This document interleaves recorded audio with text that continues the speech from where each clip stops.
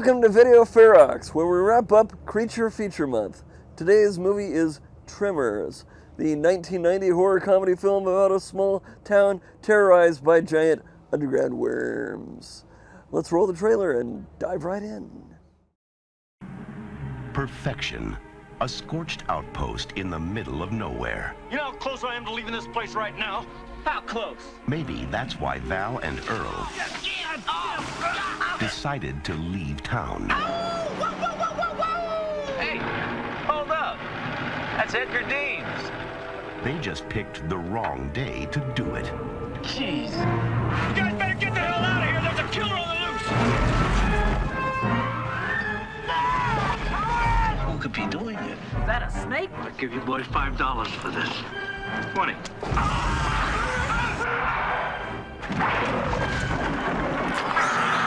That's how they get you. They're under the ground. What the hell are those things? How could they eat a whole station wagon? But where do they come from? I vote for outer space. No way these are local boys. You see, they're headed right for us. No Richter scale can measure it. They're coming! No scientist can explain it. Bert, they're under the ground. You didn't get penetration even with the elephant gun. Run, run! And no one knows what to call it. Megaworms or suckers or suckoids. Now, this valley is just one long smorgasbord. Now, it's up to Val and Earl to save the world. That's one big mother. Who died and made you Einstein? And they know just what to do. Flip for it. Damn. Kevin Bacon, Fred Ward, Tremors.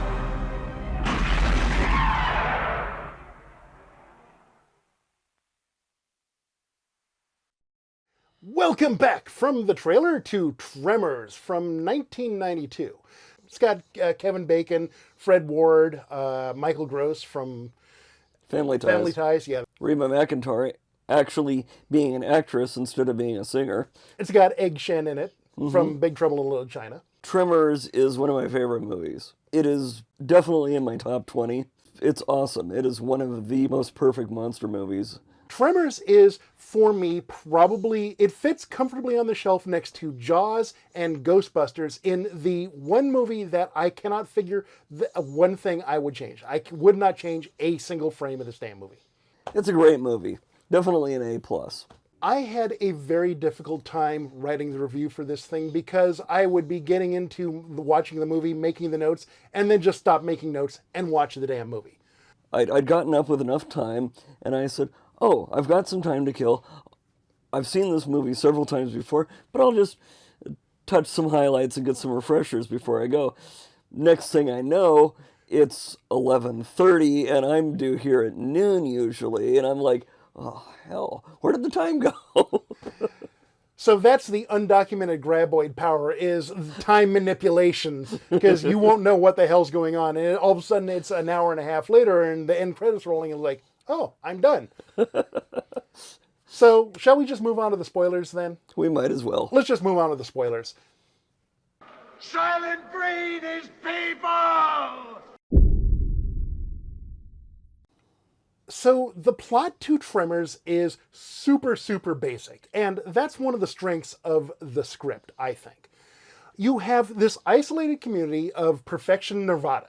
Nirvana. Perfection Nirvana. Nevada. And it's this little, I mean, it's got like 14, 20 people in the town tops. And we open with Val and Earl. And the first 10 minutes of the movie is getting to know them. And these guys are the local handymen. They do odd jobs. In fact, it says on the side of their truck, V&E odd jobs. And they basically do all of the maintenance work for this little town. They are very handy men in terms of tool use and rope use in the case of Earl, and driving in the case of both of the guys. They know their stuff. But they're also pretty low on the totem pole in the very fluid social structure of the town.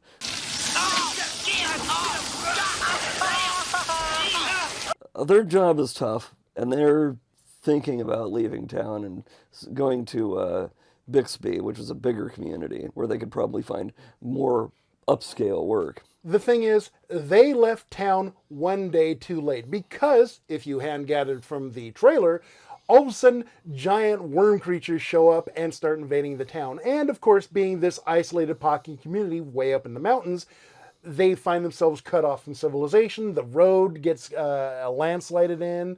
The phone lines go down. They're all cut off. And so 14 or 20 people have to defend themselves from giant monsters that they have no idea what the hell's going on. Or one of the great things about this movie is that there's no real explanation for where the graboids came from. There's no origin story for them at all. There's a lot of hypothesis the characters are putting forth. Well, these guys came from space. These ain't no local boys. Or, of course, Burt Gummer, he's all thinking that they're, communists or something like that. That they're government experiments or whatever, because he's the gun nut paranoid guy out in the hills. I loved how this movie takes the trope of the learned scientist, the bespectacled old man with the mustache who knows everything. He's this omniglot of scholastic skills. They have one person in the town who's educated in college and attending school. And they keep asking her, it's like, well, where do these come from? Why are they doing this? What are they doing now? And she keeps saying, wait, why the hell are you asking me? I don't know. I'm just a geologist. She is about as opposite from the trope of the stereotypical scientist as you can get. I mean, she's young, she's a grad student. She knows her geology. She knows seismology. That's it. She has enough scholastic knowledge to be able to make a couple of educated guesses, but beyond, hey, these things move through rock because they have these little fin dangly bits on their back, she doesn't have a clue. She does state that there's nothing like them in the fossil record, and this makes sense for something a geologist would say. You actually would have needed a straight-up zoologist to be useful in this movie, and this little podunk town doesn't have that. So let's talk about the characters for a minute. So in the first 10 minutes of the movie, we meet Val and Earl, and we watch them going about their day, and we see them being the low man on the totem pole and having to shovel shit and all this crazy shit. And we get this sense of interaction with him. We get that Val is the young, hot buck, and Earl is the older, I've seen a lot of shit dude. And they're always constantly sniping at each other, but it's that kind of playful bros sort of way, not an actual friction between them. Well, a good example is the very opening scene where Val where they've basically been camping out along a fence line somewhere, and Val gets up, and Earl is still asleep in the back of the truck, and Val's like, and he notices some cattle standing nearby, and he goes up to the side of the truck and starts rocking it up and down and goes, Earl, stampede, get your ass up. And Earl chews him out for this. But it's funny. I mean, just that scene alone establishes the chemistry that these two guys have. I mean, they're obviously best friends, but there's definitely a partnership, professional relationship that they've got going as well. And the entire town is full of these great character actors. Like we mentioned, Walter Chang, he's the owner of the general store in town. And he's kind of opportunistic, and he's all like, hey, you came back with one of the graboid tongues. I'll give you $5 for it, and they haggle for a little bit. And he's all very... He is a capitalist. He is definitely looking for the bottom line at all times. But on the other hand, there's a pragmatism to him. You sense, this is the sort of guy that you might expect reasonably to see running a general store out in the middle of BF nowhere in some podunk whistle-stop town. We got Mindy and Mindy's mom, and she's kind of a hippie, makes pottery, and is this kind of lovey-dovey sort of hippie, basically. You've got Melvin, he's a complete asshole. He's the boy that cried wolf. Bert, obviously, gun guy. He's the one character that everybody is going to know from the movie. But even just Tremors alone in isolation, he is the standout MVP. He steals the show. His wife is also interesting as well. That's Reba McEntire's character. She's great. She's just as much of a gun nut survivalist as he is, but her personality is a little bit more subdued. She's not as vocal or as loud as her husband is. And the one thing that the movie doesn't do that they could have easily have done, let's talk about Bert and how well constructed of a character he is. Because he could have easily have tipped over into parody and so far over the top. Now, Bert Gummer is completely over the top, but he's not a joke. Mm-hmm. He's actually competent. He's reasonable. Yes, him and Val, they have issues and they get up in their faces when Val's plan goes off the rails. But he's never a roadblock to their success. He brings useful skills and he's competent. Mm-hmm. So, well constructed, congratulations. You made what could have been a bad character really good. And even some of the jokes are done in a sort of a dry manner. Like, there's one example where the Gummels have been forced to abandon their house, and their house is loaded to the gills with survivalist stuff. They get picked up by the tractor, and Bert is looking at his house sadly, and he's like, food for 5 years. 1,000 gallons of gas, air filtration, water filtration, Geiger counter, bomb shelter. Underground. Goddamn monsters. Just shakes his head and he just looks so disappointed, and Reba McEntire just pats him on the shoulder. There, honey, it's okay. It's just awesome. The other thing I want to talk about in the movie is how well constructed this script is. Chekhov has more goddamn guns in this movie than Bert does. We open with Val on this cliffside, and he's taking a pee. That cliff, the very first thing we see in the movie, in fact, pays out at the very end of the movie. You've got the squeaky Mindy's pogo stick as she's hopping down the road. That pays out later. Val, when he hassles Earl about, hey, the Stampede thing, and Earl's like, God damn it, I was in the Stampede once. That implies that he worked with cattle at one point, which is how he's so good with the rope when it's time for him to go fishing with the bombs. Yeah, and then there's the pole vaulting. Val and Earl and Rhonda are stuck on this big clump of boulders, and one of the graboids is preventing them from leaving, and they look at some long poles, and they're like, oh, well, we can just pole vault our way out of here. And they pole vault from rock clump to rock clump until they can get to Rhonda's truck.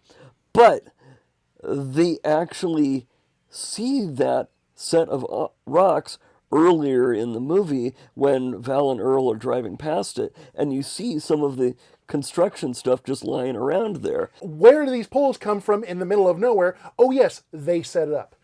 Or, hell, the fridge in Chang's general store has a squeaky bearing that goes out and very early on in the movie, and then later, this thing starts acting up and starts making all this noise, and then it tracks the graboid and kills Walter. And it's like, wait a minute, where'd that come from? Hey, they set it up in the beginning of the movie. Also, the fact that the one and only scientist, Rhonda, is a seismologist, which is incredibly useful when you're dealing with underground creatures that burrow at a rather remarkable rate. And because she has realized that from her data, there's 3 other ones roaming around the valley. And that's an important plot point because you steadily see the heroes slowly kill the graboids one at a time. And that's the other brilliant thing about the script, is in that everybody in here is like really super clever, but then it's a constantly raising the stakes. The humans figure out how to deal with this aspect of the graboids, but then the graboids are smart enough to figure out how to thwart the humans. And so the humans then have to adapt to how their being presented with a new problem. And it just keeps escalating a little bit more and a little bit more until the graboids catch them well and truly away from help and isolated, and now they're done. Well, everybody goes up on the roofs in the town, which is a good ploy when you're dealing with something that's subterranean and will literally suck you into the soil if it can get that opportunity. But the graboids then start listening to them. They have excellent hearing, so they can hear every move you make when you're on a roof. And then they start studying the foundations of the buildings so that they can undermine them. And then there's bits like we get the horror movie trope where the phone lines go out and we can't call for help. Been seen 100 times in horror movies. And you think, okay, isolated community, 100 miles away from anybody, phone line communication probably goes down all the time. But the second after Val gets on the phone and tries to call for help and it's like, hey, Walter, your phone's not working, and hangs up, it immediately cuts to the crew that had been working on the road and caused the landslide. And we're seeing the bloody remains of, a helmet and stuff.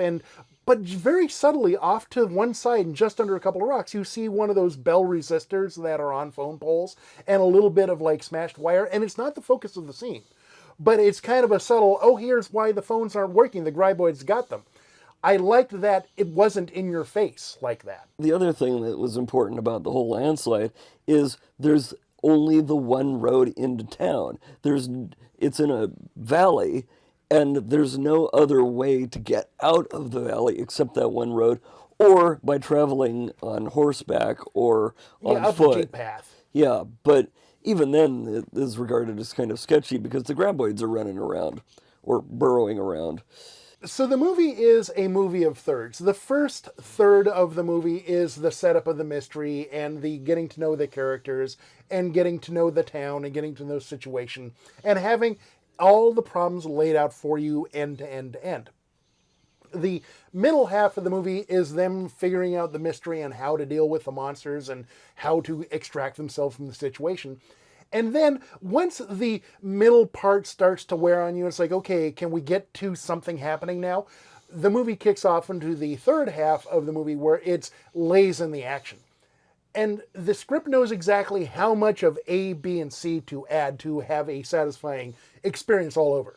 Basically, I consider the third act to be when they get the bulldozer and hook up the tractor trailer and have everybody aboard getting out of town.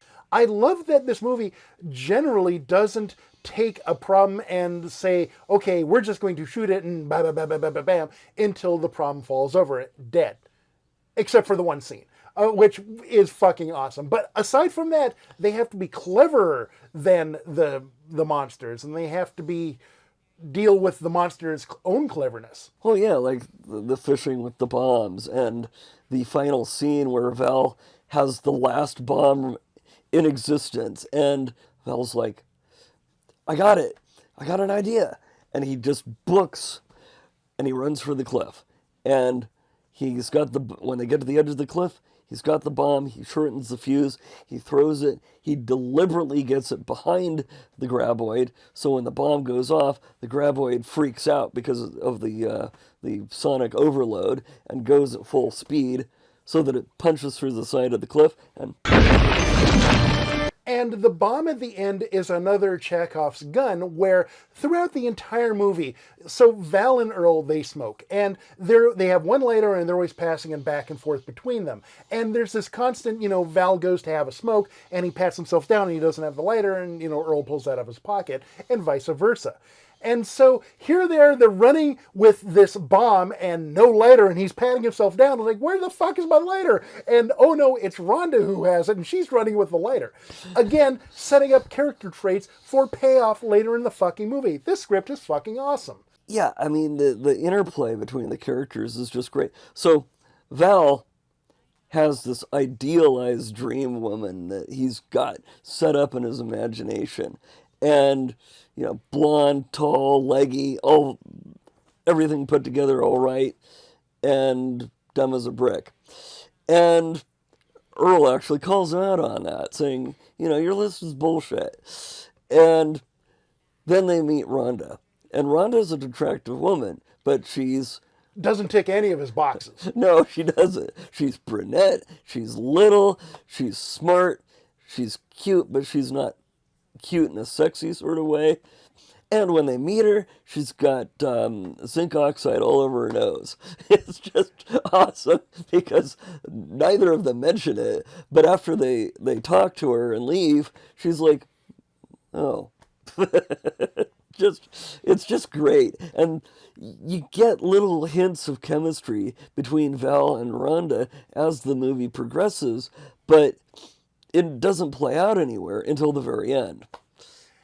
And this is the one time in Hollywood history where the audience and the preview screening had a better ending than what the actual ending was. Because the original ending was that, yes, Val and Rhonda were always going to wind up hooking up with each other. But Val and Earl, they're driving off, and then they turn around and implying that they get together. And when they did the test screenings, everybody in the test stands is like, kiss the girl, chanting that. And so they had to go remount the shoot, get Kevin Bacon and Rhonda back, and reshoot the scene where they actually kiss. And it's way more satisfying and a much better payoff than just what we would have got. The fact that Val can't find any words. He's gone up to her, but he can't say anything. So he just leans into the kiss. It's just awesome. And then they just roll the credits right there, and it's such a satisfying ending. It just 100% sticks the landing. The creatures themselves are an interesting design. They make perfect sense for what the movie makers wanted to do. And another great example of why the script is so good is because the way they revealed the monster. They held back the monster, kind of like Jaws, where special effects are really expensive, so we're going to do like the worm sign thing, the tunnel, the Bugs Bunny tunnel thing. Or, bits where Val and Earl are running away from the monster, and all we see are these fence posts just falling down behind them as they run past. So there's a lot of, how are we going to show our giant monster? Okay, well, we're just going to put a yellow barrel out in the ocean and have that be our monster. Another thing they did that was really clever was they had a ground level POV camera sequence for showing not really a point of view from the monster's perspective, because realistically a point of view from the monster's perspective would be underground. And also it got established that these animals are blind. They have no eyes at all. But they have a camera really low to the ground, and it must be mounted on like a remote control truck or something, because they just zip it along at a really good rate of speed. And it's interesting because you're looking at everything from like basically this high off of the ground. So when it comes close to a human, the camera is looking up at them. They used all the tricks in a special effects artist book for this one. They did miniatures, they did forced perspective, they did puppetry, they did animatronics, they did composite green screen, and everything except for the one shot of Bert in his bunker shooting at the monsters, and it's this really terrible composite shot that lasts maybe 2 seconds, so it's not in your face at all. But generally, the special effects throughout the thing all look great. There is a really good bit, which also is in the armory in the basement, where Bert is stepping up with one of his many rifles, and he's shooting at the graboid, and it pans around to show the miniature of the graboid coming through the wall. And it's just a really well put together shot because it's all one sequence. I don't recall who did the actual soundtrack for the movie, but what he did is incredibly on brand and appropriate for a kind of Western, kind of 50s, but not really monster movie. Oh yeah, there's this beautiful harmonica sequence that pops up periodically throughout the movie, and they did a great job with that. Then it is totally on spot for the location and the general theme. It's light, it's bouncy, it's kind of playful, and Actually, that's a really good word for the entire goddamn movie, is playful. This movie is really kind of light and playful. They also take advantage of Reba McEntire's other job because they had her doing the music for the end credits, which works really well because she's a country singer and, hey, this is a country location. So I'm out of ways to gush about how fucking amazing that Tremors is. So should we just go right to your final thought? I'm assuming you got a thought? Everything about this movie is clever and smart and fun. The series did progress to a rather remarkable 7 movies in total. Yeah, 7 or 8, I think. I don't remember exactly how many. Michael Gross definitely carries the series as best as I know. I stopped watching it in the 3rd movie, so I don't really know how it progressed beyond that point. They did a TV series. They did a bunch of movies that were all direct-to-video. I have seen all of them, not the series. The movies never reached the greatness, the perfection that is the first movie, but they never really sink to, you know, Freddy's Dead, The Final Nightmare, or Jason Goes to Hell, terribleness. They're all fine. They're acceptable. They're okay. I don't see them ever being in my DVD player again, but I don't think that I wasted my 2 hours of my life watching all of the sequels. Yeah, if you're curious about the series, it's worth checking out. But it's nowhere near as good as the first movie. They are fine. They are acceptable. They are adequate. Use that as glowing praise or a condemnation. You make the call. The first movie is genius. It is, well, you might say it's perfection Nevada. Very nice. Okay, well, why don't we just go on to next week then? See you later, guys. Bye-bye. We've brought back those good old-time flavors, and today they're better than ever. All these delicious treats are waiting for you at the refreshment stand. Delicious fresh popcorn, ice-cold cola, tasting candy you know and love. They're all ready for you now, so you won't have to miss any of the feature. Come and get them. Well, folks, that's a wrap for tonight's Creature Feature. Join us next week for another round of B-Movie Madness. Until then, stay tuned and stay evil. What kind of fuse is that? Cannon fuse. What the hell you use it for? A cannon.